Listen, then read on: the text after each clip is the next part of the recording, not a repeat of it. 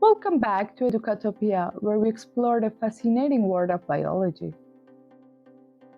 In today's episode, we will be exploring food and digestion. So let's dive right in. Number 1, the mouth. Our journey begins in the mouth, where the process of digestion officially kicks off. The mouth is not only responsible for chewing and breaking down food into smaller pieces, but it also plays a crucial role in the initial digestion of carbohydrates. Saliva, produced by salivary glands, contains enzymes like amylase that begin breaking down complex carbohydrates into simpler sugars. Number 2, the esophagus. Once food is chewed and mixed with saliva, it travels down the esophagus, a muscular tube connecting the mouth to the stomach. The esophagus uses peristalsis, rhythmic muscular contractions, to push the food toward the stomach. Number 3, the stomach. As food enters the stomach, it encounters a highly acidic environment.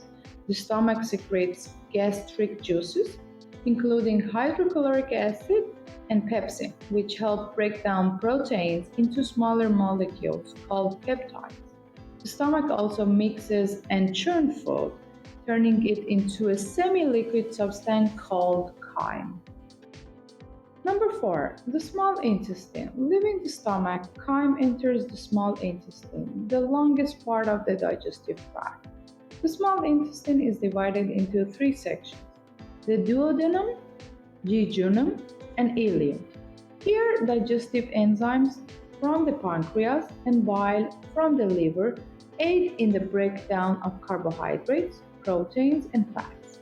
Nutrients are absorbed through the intestinal walls into the bloodstream for distribution throughout the body. Number 5, the large intestine. After the small intestine, the remaining undigested food enters the large intestine. Despite its name, the large intestine is shorter but wider than the small intestine. Its main function is to absorb water and electrolytes from the indigestible food matter, forming feces. The large intestine also houses beneficial bacteria that aid in the synthesis of certain vitamins.